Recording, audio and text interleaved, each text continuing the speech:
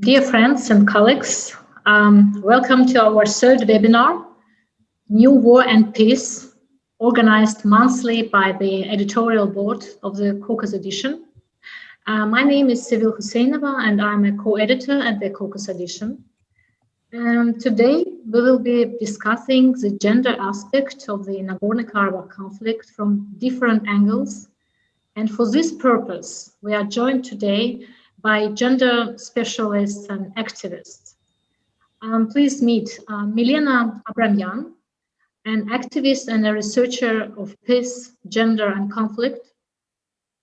Mariam Avagyan, in-country director of Kooyrigs, Armenia, PhD student at Columbia University, and adjunct professor at the American University of Armenia.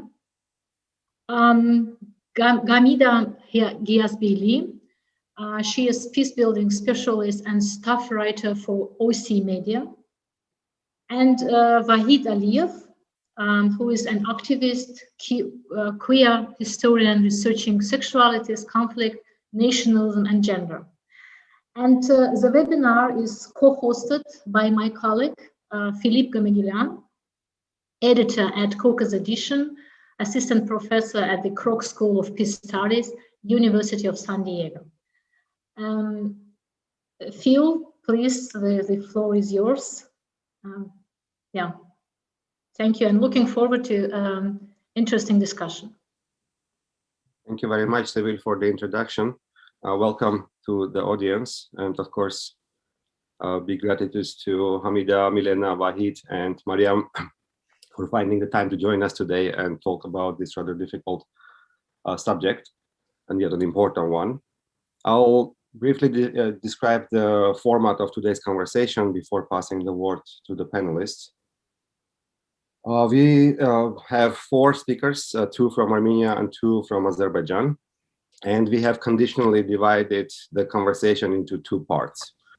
Hamida and Mariam will start us off with a more zoomed in view on the conflict and talk about the impact of the current recent war, the war of 2020, on the civilian populations of Armenians and Azerbaijanis.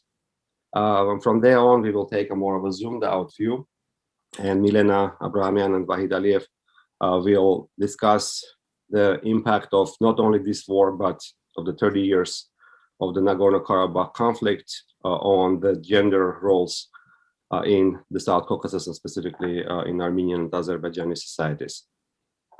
As for the format itself, we will start with about 10-minute presentations, starting with Hamida Giyasbayli and following by Mariam Avagyan and then the others. I'll ask you all to briefly introduce yourself, perhaps your connection to this topic, and then proceed with the conversation. I'll ask you to stay within the 10-minute limit, so we have time for a discussion. As you finish and as your colleagues finish and you start, feel free to either make a brief comment or ask a brief question, not extended discussions if possible in the front end, but some quick comments are welcome. After the initial round of talks, we will switch to more of a dialogue format. I have a few questions that I will lead with, but you are also very welcome to engage directly with each other. And then the final 30 minutes or so, 20 to 30 minutes of the conversation will be devoted to a question and answer session from the audience. So if you are in the audience and would like to ask a question, please find the Q&A button in the bottom right part of the screen. You can post it there. Don't wait for the last minute, so that way we will be able to collect the questions and sort them out by categories and direct them to our panelists. And if you have a comment you would like to make rather than a question, you can use the chat window. I think that's all. And yeah, without further ado, let me turn to Hamida. Hamida, the floor is yours. Hi, everyone. My name is Hamida Giyasbayli. Well, currently I'm working with OC Media as a staff writer, but I also, for about 10 years, I've been practicing peace building field. I've worked with a lot of IDPs and refugees in Azerbaijan, as well as bordering populations. People from bordering villages. So I've been researching a lot throughout this year. So with the last war, I will be also focusing on the displaced majorly. So my presentation will focus on several topics. My structure is built on like humanitarian aid, media and the coverage net, post-war consequences, and issues of power. Just to shortly present what I'm going to be talking about. So I guess it's not a secret that wars have multiple layers of impact on the population. And one of those is a particular vulnerable population, which is the displaced.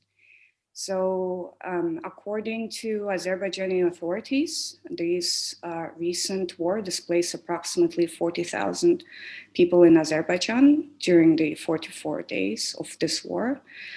And although the Ministry of Emergency Situations and the Red Cross, they were on the ground assisting humanitarian aid, according to the reports I've got from the volunteers who, by the way, were working on the ground, let's say illegally or without permission from the Ministry of Defense.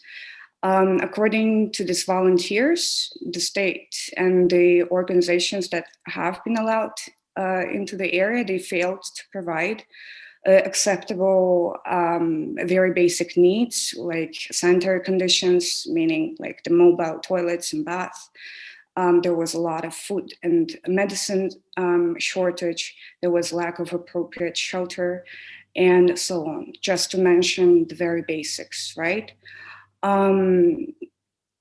Of course, like in a conservative culture, I think there was a clear application of gender norms during the humanitarian evacuation. This famous saying, women and children first, which I think in its own place also in a way objectifying women and children as being something that is more valuable to put up front. And this is what I also wanted to say in terms of the media coverage, like I'm passing on the next point. We still don't know the final numbers for men, women, and children that have been displaced, but officials in the media always emphasize women and children through the gendered lens of non-combatants. You know, it's like when the civilians are dying, the most important are women and children, and the men are usually not talked about. The only woman's military death that was reported is a combat medic who died while taking wounded soldiers from the battlefield. So there haven't been women participating in the combat directly. Next issue I wanted to focus on is that wars not only destroy a physical well-being of people, but also psychological. This can be related to the populations as well as to ex-combatants, to war veterans. We have been observing continuous suicides of war veterans right after the war. And their spouses naturally do not possess the professional skills to deal with the trauma that their husbands are going through. So this PTSD or war trauma, the horrors of war that are just coming up for the ex-combatants, they in a way extend to the whole family. Well, the state has currently hotlines and provisions of the psychological aid. Yet again, like when we're coming back to the macho culture, the conservative society, when men are considered to be like heroes and never breakable people, like I'm not sure how much if this assistance is really helping, like how many people are actually addressing the state structures for this aid. And separately for women, there is like this additional task coming up for keeping the families together, providing food, clothing, shelter in a destroyed infrastructure for their children and families. And considering, again, the culture and cultural implications, women are often not allowed to work. They're not allowed to have education. And so women that don't really possess these qualities of like being able to offer something for income, I think it puts a lot of responsibility that they're not ready for. I think another one of the most important points also is inclusion of women into this decision making and negotiations. I'm sure that Mariam will talk also, like elaborate a lot. It's like not enough time, so I'm just like throwing things. So women need to be included and involved in the peace process. They've never been in this whole time from the first war to the second, and they're still don't. There should be an opportunity provided for women to stand up for their rights and their needs so they can make their own decisions. According to data that OEC have been sharing in their last analysis, I think it was published in 2020, women comprise only 3% of chief mediators, 3% of witnesses and signatories, 9% of negotiators throughout 1992 and 2007 in all of the OEC-led initiatives and peace processes. OEC never called women to mediate, facilitate, moderate in any formal process, although it's a known fact that the sex ratio for the entire world population is 101 males to 100 females. So there's definitely a huge misrepresentation. I think women are also being widely stigmatized in our societies, especially coming from the experience I have from the regions and bordering villages. I think women are stigmatized as more of a peaceful and humanistic best parts of our world, let's say. Therefore, they shouldn't be involved in such decisions as war and combat. This is like the understanding that I get from the population sometimes. And for me, it's not the question whether the world is going to be better with more women in power or not. But the real question is, women were not allowed to be major decision makers, but given only the imitation for it for centuries. And maybe it's time to change this, since we're still being involved in a conflict and the conflict haven't finished. So depending how much time I have an example to share. So I have 2 minutes. I have an example to share. Like, I've been sharing a lot of depressive stuff, but I would like to share an example of a feminist movement in Azerbaijan who during the war managed to confront the patriarchal, like, fun-making kind of harassment that was happening in the social media. So a lot of people were sharing memes. In one particular was like a group of pregnant women being called, like, this is Anna Hakopian's military unit, and this is how it's going to be in the future if they come to us. I hope, like, I'm explaining it right, like, if you understood what I mean. And so the feminists in Azerbaijan, they successfully combated this. They confronted all of the men saying, like, this harassment, like, it's transgressing the nationality, it's transgressing the conflict and the borders. And managed to explain that, like, no matter what's the conflict, women should not be raped. They're not supposed to be harassed. And this is just unacceptable. So yeah, I mean, not a very positive example, but still, I think movements are able to combat a lot of issues that we have in the second conflict as well as the first. I guess I can stop here, and it's been already a lot. Thank you very much, Hamida. Yeah, this is not the end of the conversation, of course. This is just the beginning, and there will be much more to discuss, of course, after everybody finished their presentations. Thank you so much for a very insightful presentation and for really portraying how differently the war affects men and women, and that clearly points to a need for kind of differentiated approach and solutions. The numbers about the underrepresentation of women, of course, in the peace processes, I know them well, but every time hearing it's quite shocking, frankly. So thank you for also pointing that out.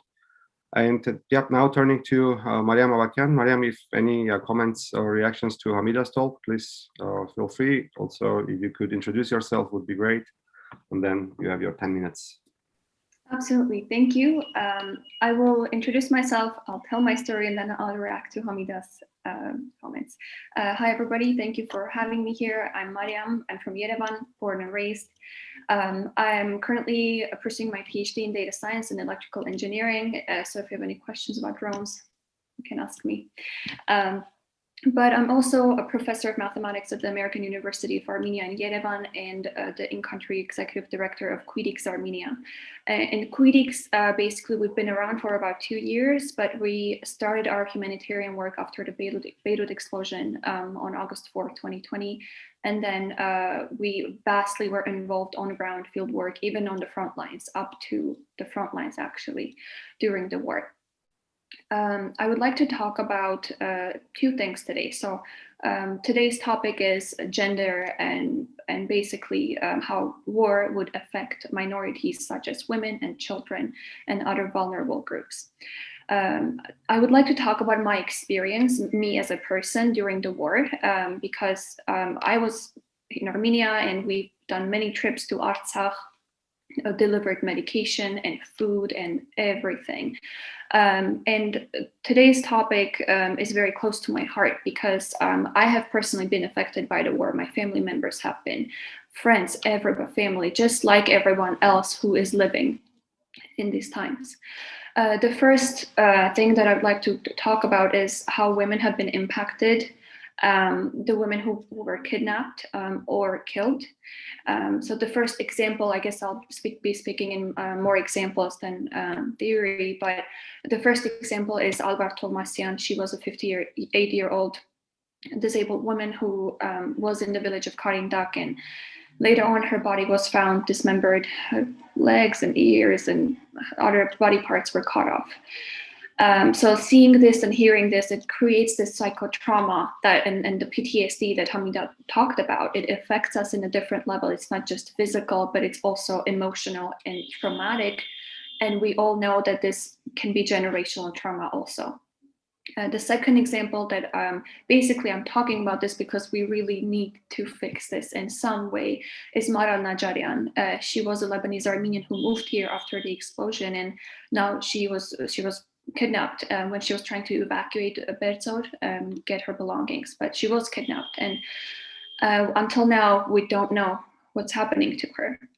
And I'm hoping that human rights organizations, not only around the world but also in Azerbaijan, would do something about this. And if they are, please let me know. I'm actually very curious to hear about your points and about what you know, what's happening about specifically Maral or other prisoners of war. That's one. That's the first half that I wanted to mention. And the second one is that what we worked with and what we saw during the war on ground. So the very first day, of course, we saw influx, huge numbers of refugees who were literally running for safety. They were wearing flip-flops and pajamas and basically not even grabbing their passports because they didn't have the time. At Kooyrigs, we have this project called Project Maidik, and Maidik means mother in Armenian. And in this project, we support pregnant women from Artsakh, or women who just gave birth, right? So it's for new mothers. We have about 200 mothers in our list now who we are constantly helping, but several of them had stories for us. And one of them in Hadrut, she said she gave birth at around 6 a.m. And then 2 hours later, the bombings on Hadrut started. So the doctor told her to grab the baby and go to the basement. Another woman, she actually just had her 5th child, but her husband is badly wounded. And currently, as Hamida said, now the women are seen as ones that cannot work or cannot support their family. So in Armenia, what we're seeing now is a lot of women are suddenly presented with a problem that they were never given before, which is supporting their family, supporting their children financially, and their husbands who are unfortunately either disabled or martyred or for some reason missing, right, or prisoners of war. So women are presented with a problem that they were never prepared for. So the stories go on, but what we see is that women and children have been suffering and their rights have been violated.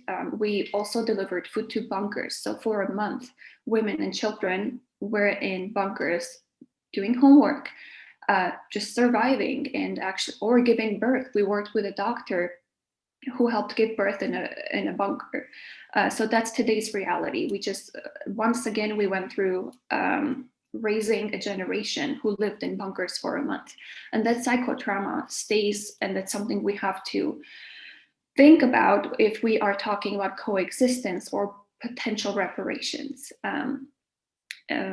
So there can be a lot said about patriarchy and cultural values, but before we even get there, we must acknowledge what reparations would look like and what it means to agree on something. So in our case, Kooyrigs is a feminist organization, and we do everything possible to help everyone, also men, but our focus is women.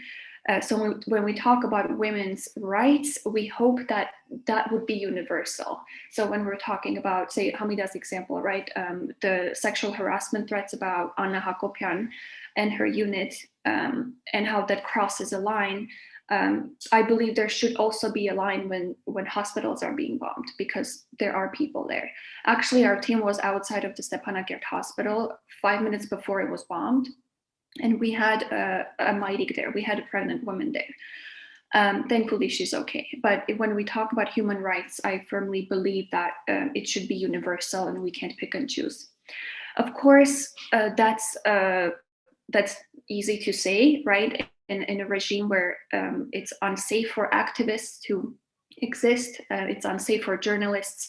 I believe there's layers to it.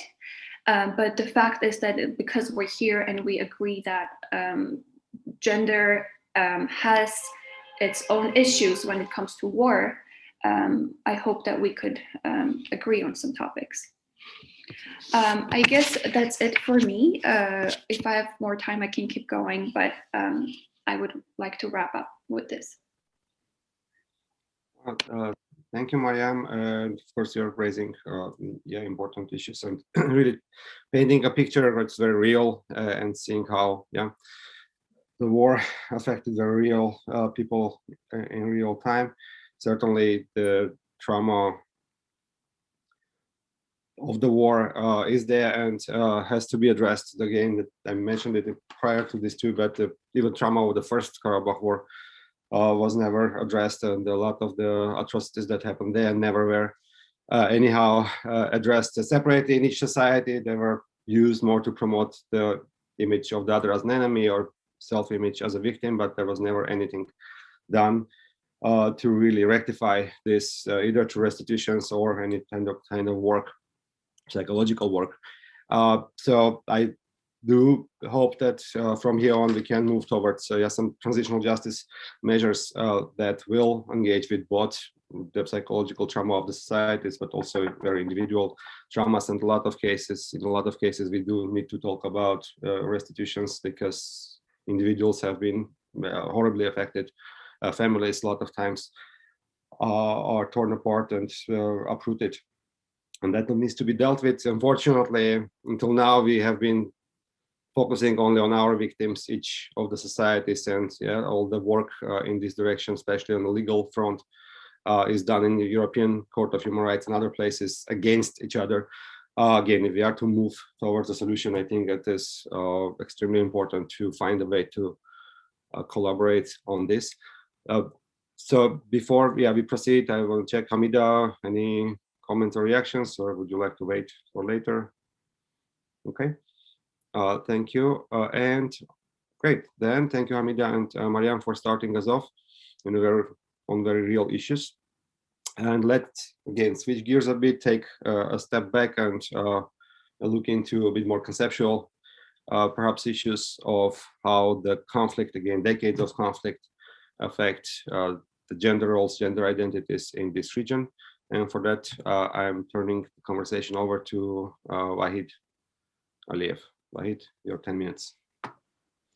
Thank you very much. I'd like to introduce myself shortly. I'm Wahid, and I've been doing queer rights activism for almost more than 5 years, and I'm currently studying queer history in Goldsmiths, University of London.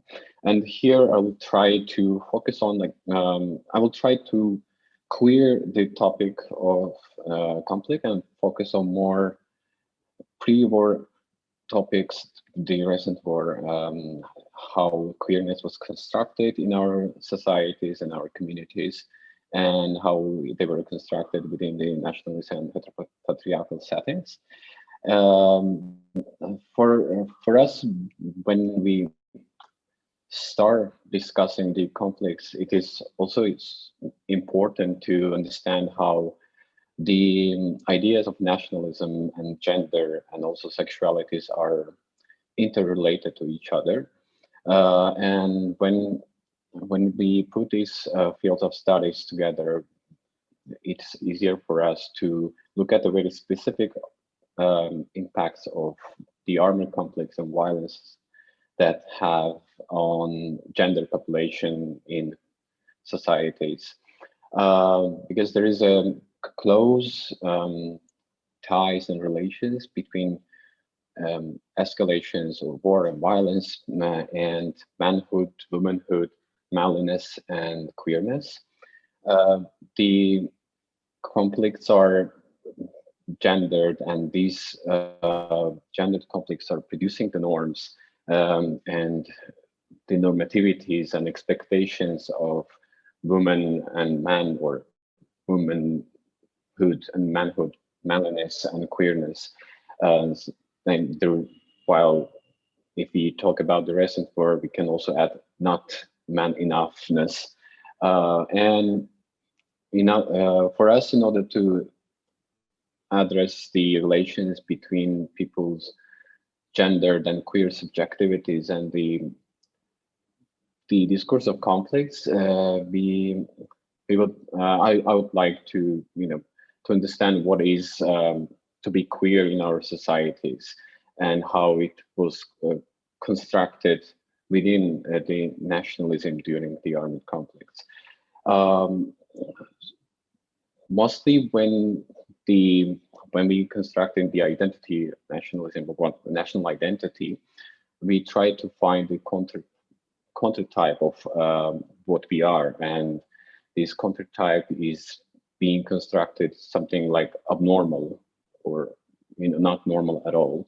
And during these last decades in our societies, the idea of enemy was also constructed in a way that the societies constructed queerness. I can give an example through there was a media content that was produced like 5 years ago, probably. That it was a bit continuous by that time, when the media content was constructing the enemy of the nation, but by constructing the enemy, they were also portraying the enemies as queer or gay people, not just like enemies, or in that case was Armenians, but they were gay and Armenians. So it is the idea and the construction of one identity is based on heterosexuality, and this the heterosexuality is the most important part of national identity. So you have to be heterosexual to be part of this nation or society, and also you can be you can be subjected as a coherent citizen and respected citizen of your country. And yeah, so then, especially when we talk about respectability, as I mentioned before, then we as a societies that having conflicts, we are producing the lives, or not producing, we are constructing the lives that are apprehended, and how we treat those lives. So when it comes to queer lives or LGBTI plus lives, they are not apprehended as living. And even before, especially I can give an example, there was a case when during the war, society in Armenia were telling that we can send LGBTIs to the war, and then maybe we will have appropriate response from the international community, because what do they care is queer rights in such countries like ours. Like, you know, it's almost the same when it comes to Azerbaijan. The queer rights are not respected at all.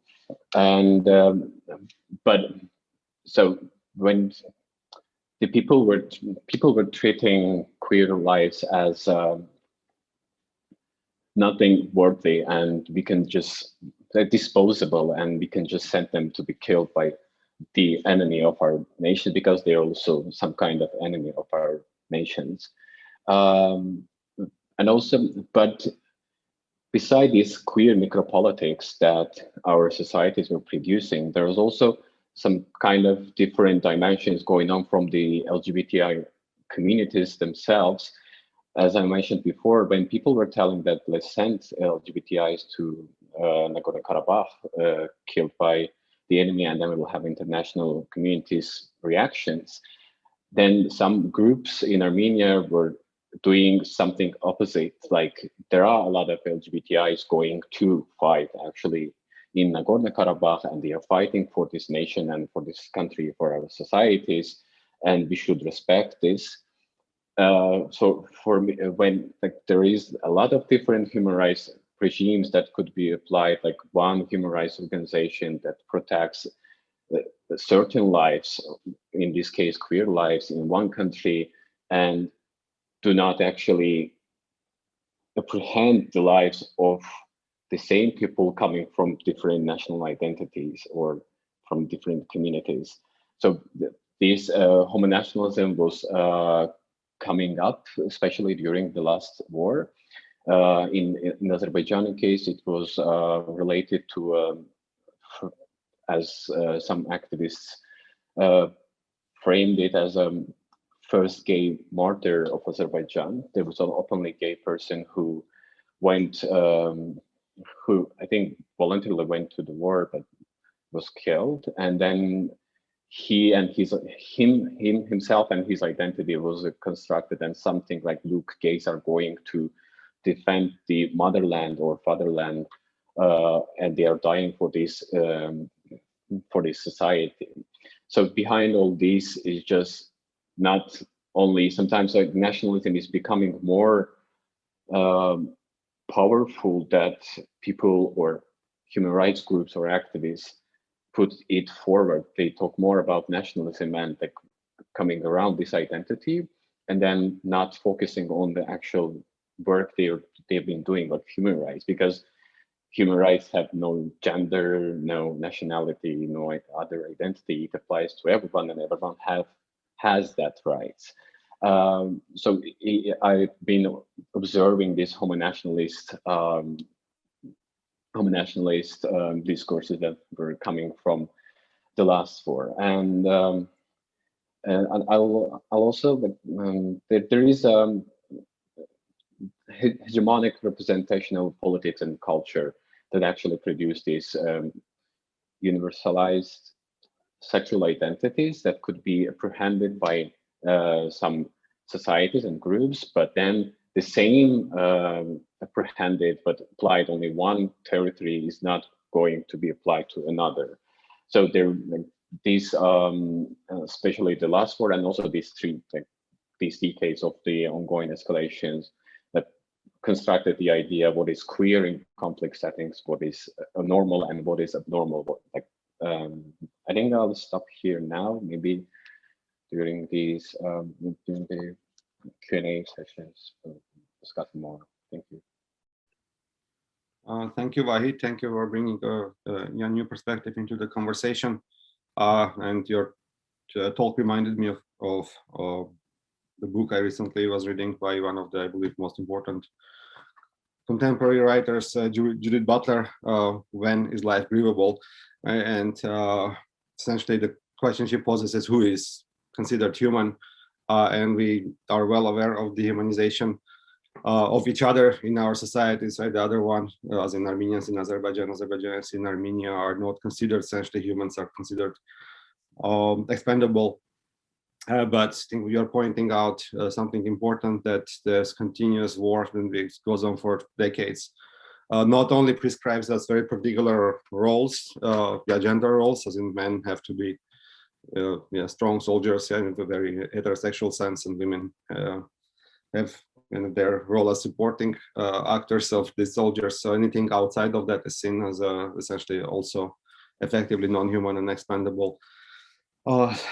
So yeah, a lot to wrestle with here. Thank you very much. And Milena, over to you. And any reactions to any of the first speakers, or not, then proceed with your own talk. Time is yours. Thank you, Phil. And thank you to the Caucasus Edition team for having me speak. So let me start off by saying that war is not a natural phenomenon, despite what so-called rational philosophers, or shall I say our European forefathers, wanted to have us believe. The recent war was neither natural nor new, by which I mean that it was produced and reproduced for over 30 years as an unresolved conflict. Our leaders thought was possible to solve through violence.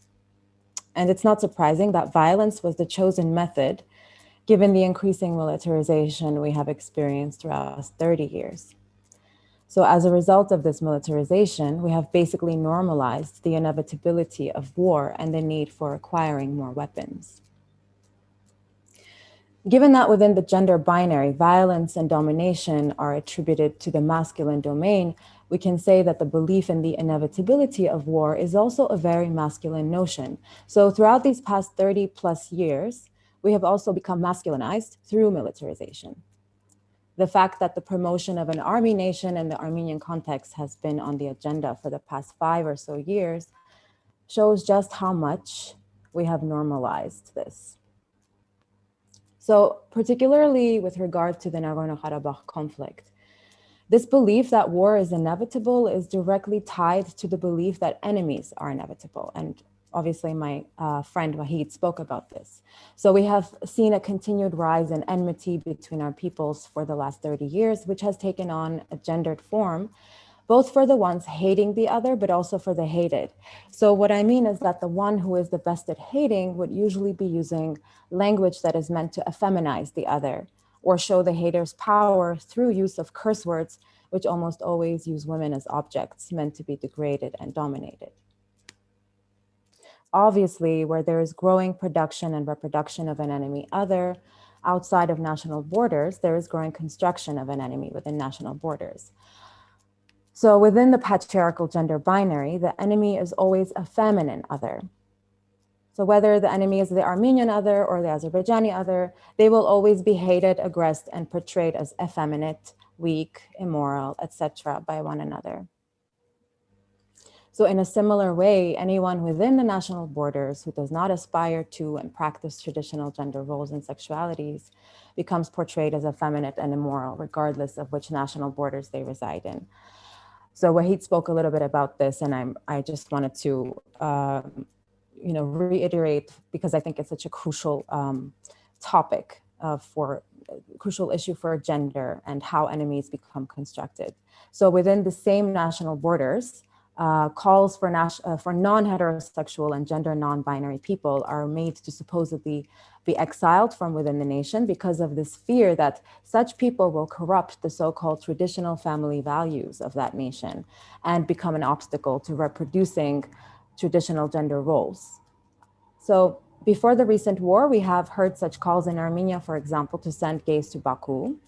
During the war, there were some trans people who were joining efforts to raise funds and support for soldiers and displaced people. And they were being told that they have no right to call themselves Armenian and take part in such charity events because they were corrupting the Armenian nation. After the war, the discourse of the internal enemy has widened to include anyone who is basically not man enough. So we have seen this kind of language circulating within the Armenian political realm, where the so-called opposition uses the words like Turk or traitor to refer to political leaders who are not seen as man enough to have provided the nation with a victory. One so-called political analyst even went as far as to portray the Armenian nation as a raped bride who is being sold by Pashinyan and his government to her rapists, meaning to Turkey and Azerbaijan. So here the nation is portrayed as this vulnerable young woman who is in need for a more patriarchal father, a more militarized father, one who will protect and control her borders better. This kind of fatherization of leaders has been a prevalent discourse within both the Armenian and Azerbaijani contexts. So on one side, Pashinyan was seen as this benevolent father figure prior to the war because he brought on this revolution and proclaimed, Armenia is my home, the people are my family. And now he is seen as a failed father figure because he is an immoral father who's selling his daughter to enemy nations as a raped bride. Some far-right groups have even gone as far as to call Pashinyan Nikol Gikor, which refers to a well-known Armenian children's story about a poor boy named Gikor who had to leave his village in order to work for a rich household where he was exploited and eventually got sick and died. This portrayal of Pashinyan as a poor, vulnerable, exploited boy is also gendered. So in this case, he's not merely an immoral, effeminate figure, but an infantile, effeminate figure, an impotent male. Whereas on the other side, Aliyev is portrayed as an honorable father figure, a man who was able to bring victory through domination and war. So one of the most prominent ways through which the decades of conflict, and in particular the recent war, impacted gender roles in the Armenian context has been through division of gender roles based on the soldier-civilian dichotomy. In military training, when a soldier is newly conscripted, he or she must undergo a process through which his or her civilian identity must basically become eliminated and destroyed. So this process entails this aggressive form of training through which any and all aspects or traces of femininity must be eliminated from the soldier's identity. So a soldier has to adopt this kind of masculinity where aggression and death become dominant, or the dominant way of being. So part of this training entails perceiving oneself as separate from one's civilian identity as a way of taking on the role of protector of civilians who are perceived as effeminate, weak, unarmed, and in need of protection. So the civilian identity gets incorporated into the feminine domain, while the soldier's identity becomes incorporated within the masculine domain. We saw examples of how this played out during the war. I saw examples of how this played out during the war through calls for men to volunteer to fight and dissociate themselves from their civilian identity so as not to be seen as weak and afraid, because obviously a real man should be a hero and thus have no fear of death. And we saw women being called to do emotional labor and care work through organizing charity efforts, weaving military nets for soldiers, and mourning their brothers, husbands, fathers, and male friends. We continue to see examples of how this dynamic plays out within the political arena as well. So I've noticed that a lot of female political figures are doing the work of caring, going to meet families of killed soldiers, going to listen to communities, while male political figures are mainly involved with blaming each other for not being men enough. Recently, the military of labor and the ministry, sorry, military is in my head so much, militarization and military is just everywhere. But I wanted to say the Ministry of Labor and Social Affairs of Armenia proposed a new kind of project to support women and families who have 4 children or more. And I see this as part of a larger discourse on the need for increasing birth rates in order to counteract the thousands of lives lost to the war. This proposal is in line with the idea that women have a duty to reproduce as a means of serving the nation, which is an idea that is increasingly becoming incorporated within the discourse of militarization of women's roles. For several days during the war, we were presented with an image of a woman who had newly given birth and whose face was blocked by doctors, nurses, and family members surrounding her and celebrating the birth of a baby in a bomb shelter in Stepanakert.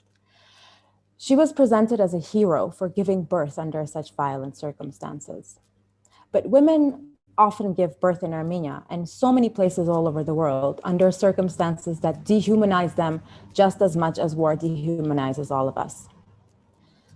The illusion that life can be continued within a context where violence, domination, and death are normalized merely replicates the continuum of violence in our societies, where each year dozens of women are killed by their partners at home, where young women commit suicide to escape the domination of their fathers, as was a case recently in Azerbaijan, and where men commit suicide to escape war trauma and or the pressures to be a man. So I'm gonna end on this negative note because I just feel like it's just negative times and hope for the best. Thank you, Milena. Thank you, everyone, for a very nuanced and insightful presentations. As we change modes of the conversation and go from monologues towards more of a dialogue, I want to give some background context to this. This is our 3rd webinar in the series. The first 2 were on more, let's say, expected topics for a conflict context. The first one was on failures and prospects of the peace process. The second one was on geopolitics. And they both received overwhelmingly just supportive comments from the audience in the run-up to the event. So this one, unfortunately, but expectedly, got rather mixed reviews. So there were, by the way, many positives too. So let me first acknowledge that and thank you those who did that. But it also had a lot of criticism. Some potential audience members were baffled, surprised, around 2 interlinked questions. One was, why would we discuss gender at all when there are other pressing issues? Not my phrasing, but the way the comments were phrased. And the second was, why would we discuss women while it's men who are the primary victims of the conflict? Now, as organizers, of course, we have, of the event, I mean, the organizers of the event, we have our own rationale for offering this as one of the topics, and I will present that now, since, again, some of the criticism of the audience, of course, is towards those who organized this, and I think it's important to engage with the criticism, which is seem to be quite prevalent. But I would be also interested then to hear your thoughts, if any, about these questions. So in regards to the rationale of the organizers on the first question of why gender should be even discussed. Well, first of all, we certainly don't think this is the topic, as some were suggesting, as in, I believe there are many really important topics, as evidenced by the series of webinars we are putting together. But the question is, the expectation is a lot of times that when we discuss conflict, it should be on either security issues or political issues or geopolitical issues. Everything else is secondary. And that, I think, is one of the problems that we don't necessarily have a solution, because in over 30 years, the conflict has been going on. Essentially, it's the lifetime of every one of us, I think, in this screen, and essentially the lifetime of maybe more than one generation already. The conflict has entered every sphere of life. Right? Just to name a few, the education and media are fully functioning in service of this conflict. The environment is severely affected. We've done some research in the past about the water pollution and air pollution, and that got much worse after the current war. And that's essentially impossible to address or solve while the countries remain in conflict. Right? So economies are severely affected. And as we just heard from the panelists, the gender roles, the gender identities are severely affected, and we are expected to perform certain roles. We are expected to die or support the war effort, and essentially almost transform our identities to conform with a very particular understanding of gender roles in service of the war. And again, since this is a lifetime, so for many of us, it will be our entire lives that this conflict is around. So that expectation to live as a soldier, to live as somebody who breeds and supports a soldier, is effectively then becomes the dominant part of our lives. And that's at least something that deserves, I believe, a discussion, like an hour and a half long discussion. Now, when it comes to the second part of the challenges and why we are discussing women while, excuse me, men are primarily dying. So first of all, I think the question itself, right, it shows a big misunderstanding of the term gender itself, because gender certainly doesn't mean woman or women only, and yet that's how it is oftentimes understood. Right? So discussing gender means discussing women's issues. Not at all, right? It means discussing all genders, including men, and as we heard from today's conversations.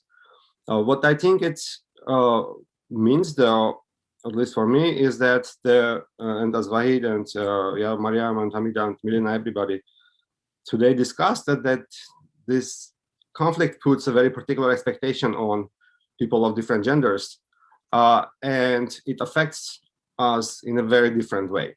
Right? Essentially, the men are expected to be primarily soldiers who are ready to die, and thousands of them have died already throughout this 30 years without any end to this conflict in sight. And essentially, we are expected as men to continue performing this role for the rest of our lives. And it has a very obvious consequence of dying. It also has somewhat less obvious consequences, such as recently there was another webinar where a good colleague of ours, Giyasbayli from the Eurasia Partnership Foundation in Armenia, was mentioning that, for example, a lot of the massive out of migration in Armenia is not only economic. Some of it is also because some men at least don't want to die and leave the country, or some parents don't want their children to be constantly at the threat of going to war and dying, and they leave the country, right? So you have ongoing out of migration for 30 years. Is one example of an indirect consequence of that expectation. But the war, as we heard from the panelists, also has a very particular type of impact on other identities. So Vahid was discussing how the non-heterosexual people are treated as non-humans in a way as a consequence, because they're expected to conform to this very heterosexual understanding of identity, because it's seen as a necessity to participate in the war. But we also heard from many other speakers today about how the war in a very particular way affects women. One example on that is, for me, was that about 4 years ago now, 4 or 5 years ago, in Armenia, there was, in the previous parliament, was a law discussed about outlawing domestic violence that raised great debate publicly. And I remember very vividly, I was just watching some debates on TV by very well-known public intellectuals, effectively defending domestic violence, saying that depriving men of the right to abuse their children and wives will make them less men, and then we cannot ask from them to go defend our borders. So effectively, the continuation of the conflict was used very directly to justify, promote domestic violence. And then we hear from a lot of our panelists, and all the research shows that we have very high rates of domestic violence, including murders rather of women, but their male relatives, specifically a lot of times husbands. So as we see, there a lot of this is one example, and Mariam and Hamida and others brought up many other examples of the impact, very specific impact, and a different impact of the conflict on women. Again, not at the expense of men. By all means, we should acknowledge the sacrifice that the men have done, and really thousands of men, primarily men, have died in this conflict, and that's a horrible tragedy and trauma on its own that by all means needs to be acknowledged and worked with and prevented moving forward. But we should also understand and accept the second part of a conversation, the conversation that is seen as not important, essentially, right? So the impact of the conflict on women and others who have a very different type, essentially, of pressures, very different type of trauma and violence, different from men, and that's on its own is an important part of the peace building work, in my view. So this is a bit long version of our rationale for putting this together. I believe, a lot of the talks we heard today hopefully shed more lights on why this conversation is important. But let me stop here and turn to you folks, and to change things up a bit, let's start maybe with Hamida and Milena. If you have any comments on these challenges raised by our audience, and then we will turn to Wahid and Mariam. I really like how you continued the conversation into the domestic violence issue. Like very frequently, I think people see women and children and just like the families of the veterans as a collateral damage, which is really humiliating. But very few people think that the soldiers, after seeing what they saw, they go back to their families. And then there is a different environment, very like straightforward until back to life, with having no professional, let's say at least support or people skilled in that support.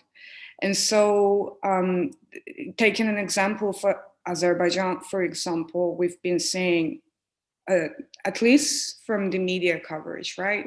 We can be sure that not everything is being covered. We don't know about everything. We've been seeing a suicide by war veteran almost every week, not almost every week since the war. And we've been seeing also a suicide by a woman somehow connected to domestic violence from the family or the husband, or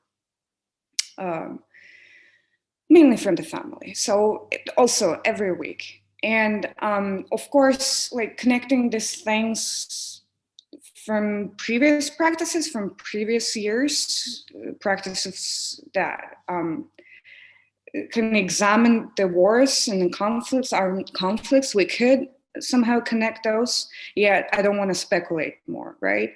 Understanding that there's so many traumatized people coming back into the families that don't know what to do, just don't know what to do. I also understand that it could be rising domestic violence and even more suicides by all of the parties. And this was actually one of the topics of yesterday's march in Azerbaijan, which was extremely violently dispersed by the police. And the slogans were mostly about the femicides and domestic violence. But in countries like ours, I know Armenia have kind of signed the Istanbul Convention, but it didn't ratify it. But Azerbaijan haven't even signed it. So, but it's also not about like particularly signing it, but actually like making the laws work, actually providing help for women, actually making the shelters. Like there are almost no shelters in Azerbaijan. don't know how it is in Armenia. So we really think of women as collateral damage with war or without the war. Would love to hear what my partners think about it. Thank you, Milena. Yeah, I can just add a short.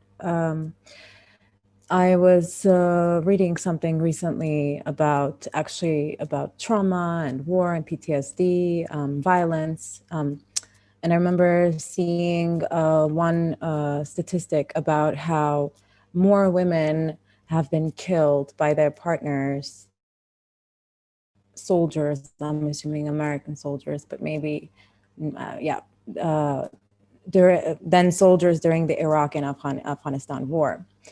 So that just tells you why this, like the topic of gender is important. And I think that a lot of times people think that when you say gender, that you mean women, but for me, it's absolutely not about that. And then to speak to the first kind of question about what issues are pressing and what issues are not pressing, I mean, I think sort of deciding what the pressing issue is really depends on your standpoint and where you're sort of situated and what your sort of life is, where your life is at. So if you're a woman who is living in a hostile environment in her home with a husband who is abusive, the pressing issue for you will be to stay alive. So I think that, I mean, this is just an example to show how this question depends on where you stand. Thank you. Wahid, Mariam, anything to add? Mariam? Yeah, thank you. I have a couple of things to add, and it strikes me how similar the post-war situation is in Armenia and Azerbaijan from what I'm hearing. We've also had suicides by mothers and wives or sisters of soldiers who were killed, same PTSD issues, and the domestic violence scene, of course, has grown. Unfortunately, I don't think anybody has the numbers at the moment, but from what I'm hearing just in society, it sounds like there's significantly more domestic violence happening. And the way that the government is playing it out, from my personal experience, is that people are kind of supposed to deal with it because we are at the moment clinging to our existence, and our existence heavily depends on the family unit, which cannot be challenged. Even if the husband is beating up the wife, if the wife challenges that, then she's challenging the family unit. Therefore, she's challenging the security of our nation. Therefore, she's challenging our existence. So there's this exaggeration, this chain reaction that happens. Yes, we did sign, I think, yes, there were a lot of talks about the Istanbul Convention, but eventually some of the opposition actually wanted to make abortions illegal. At the moment they are legal, but there's a terrible reason for it. The reason is that gender-based abortions are very common in Armenia. Basically, having a girl is a waste of resources because a girl wouldn't be able to fight, and therefore she would use the money of the family, become a person, and then get married off, right? So it is viewed as a waste. So that's where we're at as a society. And of course, to wrap up what I'm saying, nationalism is heavily based on gender and sexuality. This is, I'm just building off of Vahid's and Milena's points.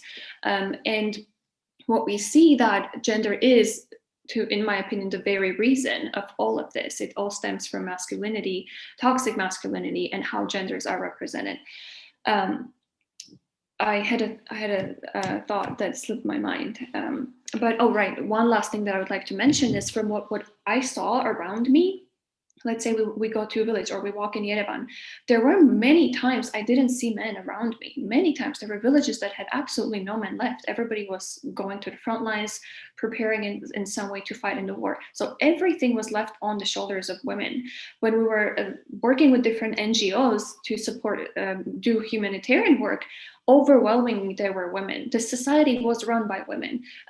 What we see, the government was kind of doing its own thing, and here we are, and we had to organize very quickly, provide aid, get things done. And from my experience, it was women everywhere. So we have to talk about these topics because experience shows war is, in my experience, it's way more about people who don't fight and people who have to live in a post-war society. Thank you, Mariam. Wahid, anything to add? I would like just to add, like, I think when we are discussing conflicts, there shouldn't be any hierarchies of topics. Like we should discuss men who are directly being influenced or victims of the conflict, or in other genders, population of the societies. So what I've been talking before, it could be applied to only heterosexual men too, but then we will just have two different sides, like how Armenian societies or any other conflicting societies sees others like not as living lives, so they are not living lives. So it's not only about like within one society, it's like different among different communities, but also it's between two different societies, how people living in those societies are constructing the others, like even heterosexual others, so, whom they see as a collateral damage, not only like as before gave example, like sending gays to Nagorno-Karabakh from Armenia to be killed, but also like killing any Azerbaijani person. It's being discussed as statistics mostly, like these number of people are killed, or not even people they mention mostly in the media, how it is framed. It's mostly like the arsenal of the enemy was destroyed. So even there's like if 15 people, soldiers are being killed by the shooting, they just seen as something as object. So this is how mostly is framed, and then we can apply every ideas, special nationalism, sexuality to even heterosexuals, and then yeah, just it's not like hierarchy when we discuss the topics. Thank you, Wahid. Thank you, everyone. Sevil, over to you. I believe we have a number of really good questions from the audience. Yeah, thank you. I wish to thank all of you for your interesting contribution to our webinar today.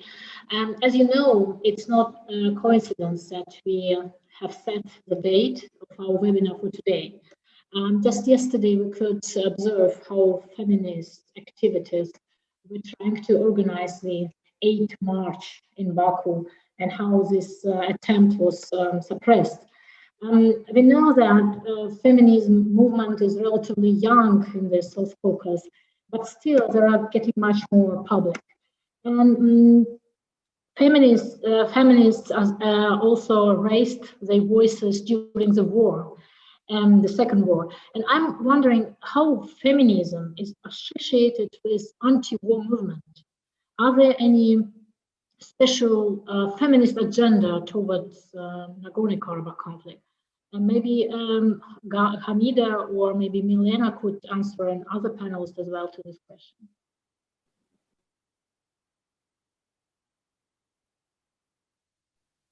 So you want me to start, I guess, because you're not starting. Okay, thank you. I think from what I understood, I think like the major movement that I am thinking of, who are organizing the 8th of March, who are organizing other protests, are very active in their advocacy. I think the major audience have been very frustrated about their understanding how feminists should be engaging with the war, because majority of them were absolutely against any kind of military action. Some of them, I mean, I guess it's like coming from the place of not knowing the difference between pacifism and anti-militarism, which is absolutely fine. Like, you don't have to know that.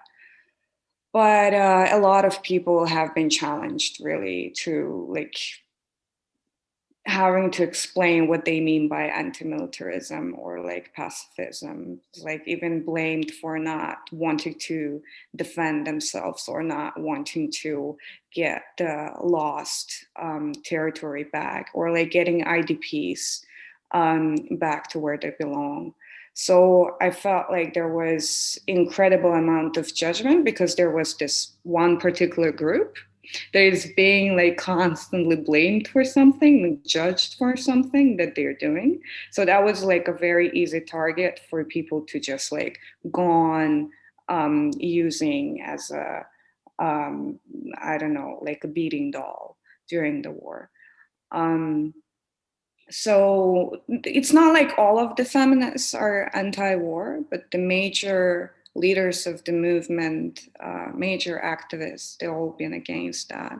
And it created a lot of isolation for them. I think it created a lot of personal traumatic experience, let's say, because like when you have to like choose between what you genuinely as a human being believe in, apart from the like political and ideological choices you make, and with what is happening right now, meaning the war and active combat, this is like an incredibly isolating experience when the majority is against you. So I think it took them some time to rehabilitate and get everything done for the 8th of March. I think right now the moods are kind of becoming more calm. Of course, I mean, I think it's connected to the outcome of the war. But of course, many are being kept harassed even today. Thank you, Hamida. Who else wants to address this question? Yeah, Milena, thank you. I don't really think that there is a kind of anti-militarist feminist kind of movement in Armenia. And in my talk, I really did sort of point to all of the reasons and all of the ways in which we are sort of being militarized, masculinized. That is not to say that there are not individuals and certain pockets of people who are definitely a stance that is anti-militarist, feminist. I noticed that there were so many kind of statements that were going around during the war from all sides and all together or separate. And for me, it was very difficult to sort of find one that spoke to my sort of my state of mind and my state of being. Because I felt like there were so many sort of, it's like people couldn't fully let go of their sort of need for nationalist sort of belonging in order to perceive themselves and others in another kind of relation with each other that is sort of, a bit more liberating, I would say. But yeah, so. Yeah, I mean, one thing that I do want to say is that the conversations, I mean, I'm assuming maybe it's also connected to what Hamida was saying about this person who became a punching bag.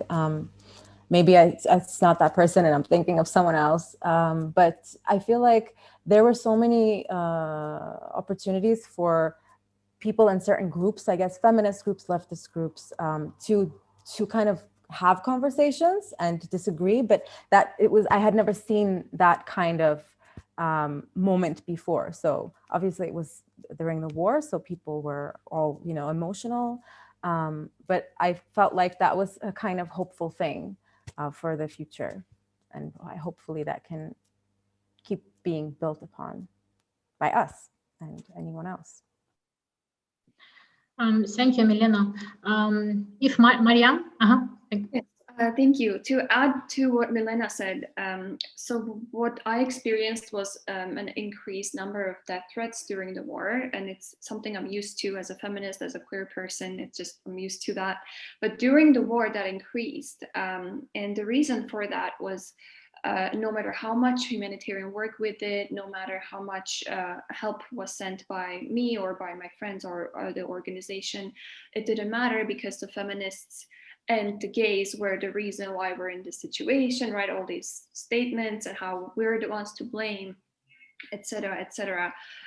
Luckily, that didn't last too long. It's actually more prevalent right now in a post-war situation, but not during the war.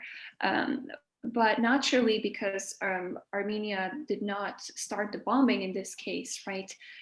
We were not in a situation to be anti-militarization from my experience, my personal view. And the feminists and the community that I saw, we were not against it because we kind of didn't have a choice. Of course, if we could, we wouldn't have a war, but if we didn't, more people would be killed. And that was the viewpoint of the feminists that I talked to.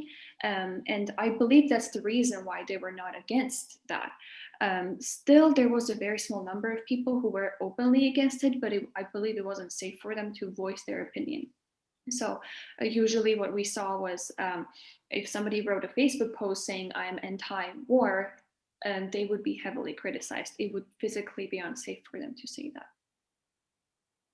Thank you, Mariam. And Vahid, you wanted to add something?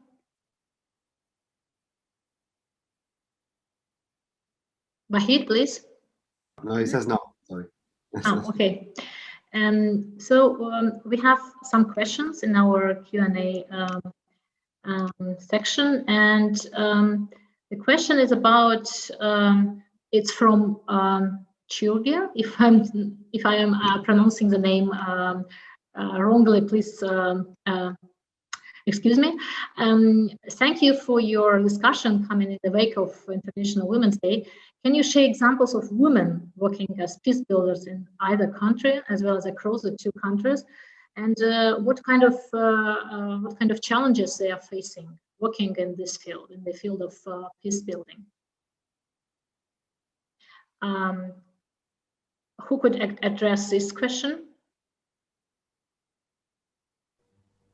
Milena, yeah, thank you. Hamida, maybe you're a better person to talk about. Yeah, okay, got it. Yeah, please, Hamida.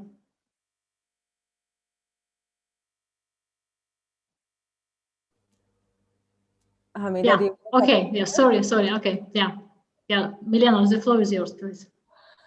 Okay, I mean, I don't feel so comfortable to talk about in the name of like women peace builders, because I've worked with a sort of within the civil society sphere with different women's organizations who have had dialogues and different kinds of trainings and meetings with Azerbaijani women rights leaders. So that's why I was asking Hamida if she would want to talk about it, because she's had kind of a mediating role. But okay, I can say a few things. If you can just remind, okay, so they want examples of women. And what kind of challenges those women have? I mean, there are examples of women working together, as I mentioned, doing different kinds of meetings. Prior to the war, there were, from my understanding, a lot more women kind of meeting one another in a third kind of country, often in Georgia. I would say some of the challenges were having to, not being able to, sort of having to meet in a third space. I mean, in my mind, that's one of my challenges with people that I feel like are dear to me who are living in Azerbaijan, who, I mean, I can't see them because I have to go to Georgia, for example. Yeah, and other challenges, of course, are when you talk about women's issues. That's one taboo that, you know, we don't have these kinds of issues in our society. You're airing our dirty laundry if you're saying that there's domestic violence in our context. And then when you mix that with issues of the conflict, then you're completely like a danger to the nation. So I know a lot of women human rights activists who have dealt with death threats by far-right groups for years, for many years, because they're quite visible doing this work. So these are a few things that I could mention. Thank you, Milena. Yeah, Gabi, if you want very shortly to add something. Yeah, I didn't turn on my microphone before. Yeah, okay. I think one of the main challenges, like as a woman who's been in peace building for 10 years now, is that you as a woman are not taken seriously. It's like the war and conflict is business of men, and it should be dealt, anything connected to that, it should be dealt by men. But in fact, it has been a whole different experience for men, especially veterans, meeting women and talking to women peace builders, because they open up faster and better, and they can actually have a dialogue with the activists.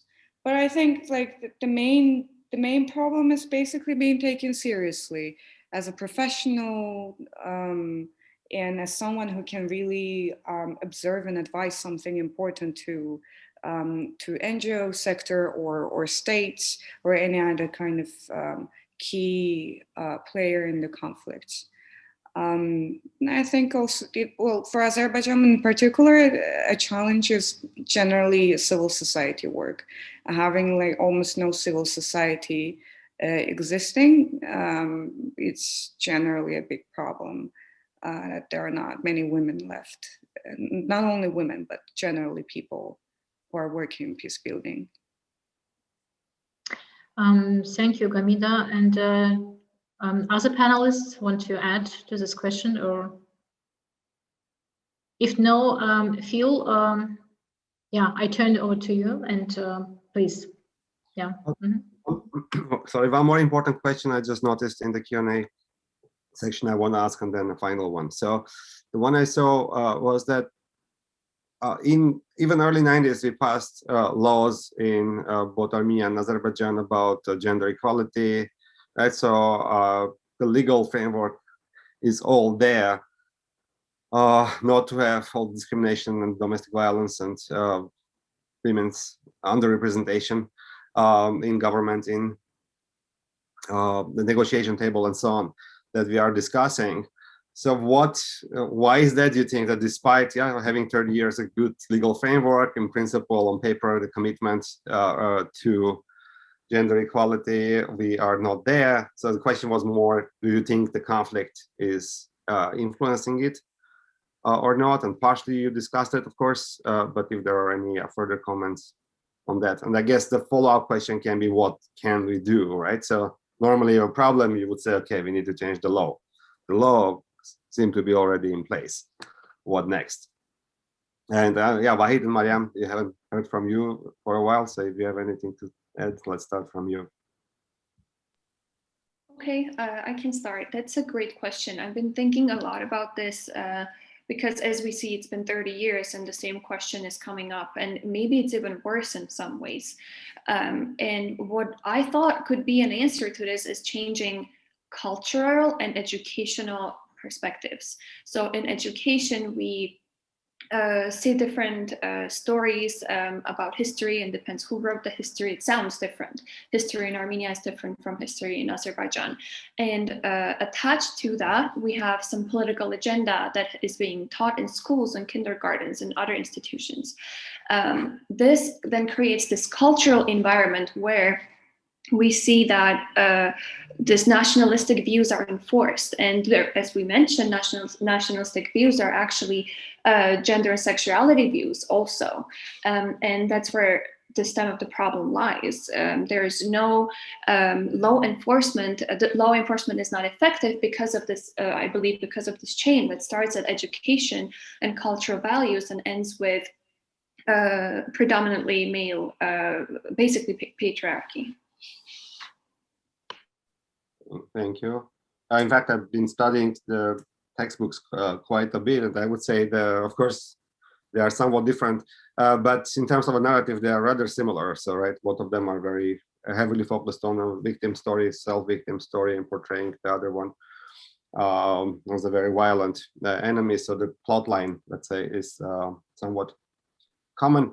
And yes, right, absolutely, about the place of women. First of all, in history, first of all, they are underrepresented, obviously, but when they are represented, they take up very male roles. Right? So we find a woman on a horse with a sword who performed essentially what we understand traditionally a male role. Thank you for that. Vahid, anything to add? Yeah, I'd like to add to this, and I think yes, actually, but in a Azerbaijani case, I think conflict played a huge role in democratization of the society and also country, because like almost during like these 3 decades, the government has been using an excuse that we have the hugest problem. We have Nagorno-Karabakh problem. We should focus on that, and then everything will be okay. And then we will have democracy, and then we will have gender equality or any problems. So for the government and also opposition, the main political problem was Nagorno-Karabakh issue, and the rest was some sort of cultural and social problems that they deal with them later. You know, after solving the conflict, they will focus on gender equality in our society or representation of women in politics or any other groups in the politics. And if they're, so I'm not going to do whataboutism, I'm sorry. Yeah, I think it's played a very big role in like forming or framing the laws. Even if we have the laws in the legislation, they're not working because there is something more important for the government or opposition. Can I just add a small thing to that? I think that a lot of these kinds of structures that have been adopted for gender equality and this kind of issue has happened throughout the past 30 years in parallel with kind of neoliberal policies that have also kind of robbed people of property or ownership of anything. So sort of like the land doesn't belong to people, water doesn't belong to people, nothing really belongs to people, which ultimately, and then you become indebted to these banks and these kinds of different institutions, which sort of puts you in a very precarious position. And then under these kinds of conditions, it's not a question of what issues are the most pressing, but how are these interlinked with sort of people feeling less secure in general, as women, as men, as children, as elderly, as you think of it. Thank you. Hamida, any final thoughts before we announce the next webinar and wrap up? No? All right. Thank you very much, everyone. I think it was extremely, at least for me, illuminating discussion and really, I mean, very difficult one. I think we raised questions rather than answered them. But that's on its own, I believe it's important because usually peace building and women's rights and overall human rights movements are working in parallel, but in different worlds and almost without much collaboration. So this, I hope, is the beginning of a discussion where we can more support each other, because both human rights and peace building are working for minimization of violence in our societies, and there's a lot of overlap that unfortunately is overlooked. So thanks once again. Thank you for the audience. And in the chat window, we just posted the announcement for the next webinar, which will take place on April 20th. And the focus that time will be the political solutions for the Nagorno-Karabakh conflict. The conflict had a framework of negotiations, as we all know, that essentially collapsed after the current recent war. And now there is a time to think what the next stage of a peace process can look like. And we have 4 panelists that will focus on that. And I hope to see you all there. So thanks again. And I will look forward to further opportunities to talk about the conflict and its solutions.